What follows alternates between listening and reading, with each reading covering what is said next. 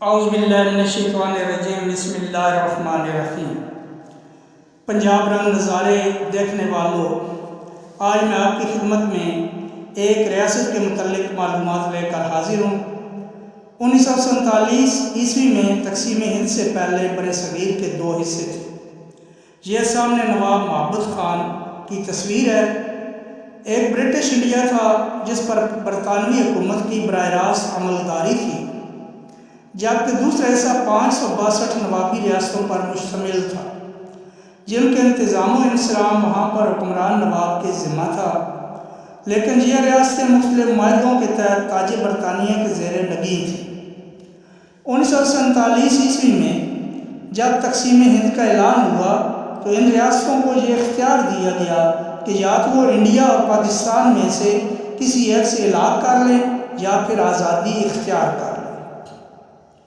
اب 1947 عیسوی سے ہی بھارتی غاصبانہ دہشت گردی شروع ہو گئی۔ اس وقت ریاست کے حکمران نواب جو تھے انہوں نے پاکستان کے ساتھ الحاق کا فیصلہ کیا۔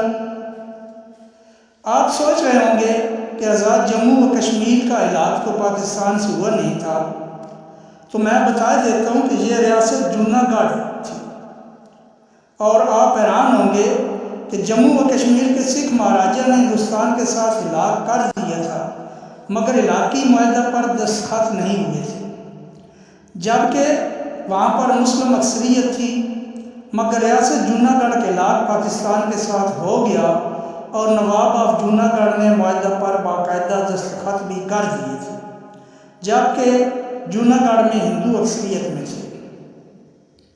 جوناگڑھ میں صورتحال مشرقی پاکستان جیسی تھی، کیونکہ جوناگڑھ کاٹھیا واڑ کراچی سے تقریباً 500 یا 600 کلومیٹر کے فاصلے پر تھا۔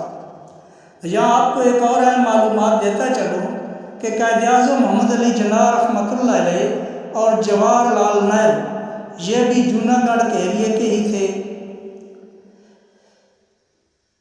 مگر جوناگڑھ جانے کے لیے سوائے سمندر کے اور کوئی راستہ نہ تھا۔ جوناگڑھ کے 3 اطراف میں انڈیا اور ایک طرف سمندر تھا۔ اس بات کا فائدہ اٹھاتے ہوئے بھارت نے 9 نومبر 1947 عیسوی کو جوناگڑھ میں فوج داخل کر دی اور ریاست پر قبضہ کر لیا۔ چنانچہ نواب آف جوناگڑھ نے پاکستان سے مدد طلب کی، مگر پاکستان مدد کو نہ پہنچ سکا کیونکہ سرحدوں پر بھارت قبضہ کر چکا تھا۔ چنانچہ نواب آف جوناگڑھ اپنی فیملی اور دیگر لوگوں کے ساتھ ہجرت کر کے کراچی آ گئے اور تاحال کراچی میں موجود ہیں۔ دونوں ریاستوں مقبوضہ جموں و کشمیر اور جوناگڑھ کے لیے اقوام متحدہ سے رجوع کیا گیا، مگر تاحال یہ معاملہ زیر التوا ہے۔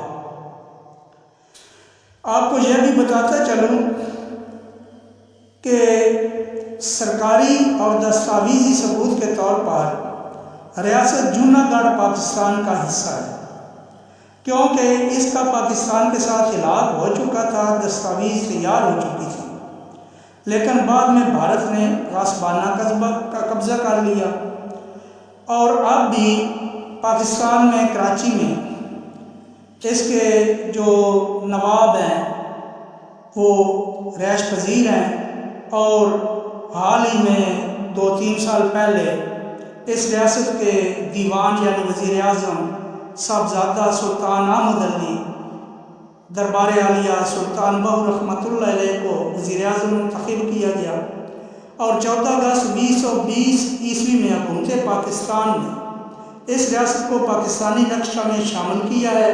اور آخر میں اپنے نوجوانوں سے اپیل کروں گا کہ الیکٹرانک میڈیا پر کشمیر اور جوناگڑھ کے متعلق عام کردار ادا کرتے ہوئے ان مسائل کو اجاگر کریں۔ یہ ہمارے ملک کا حصہ تھے اور ہمارے ملک کا حصہ ہیں۔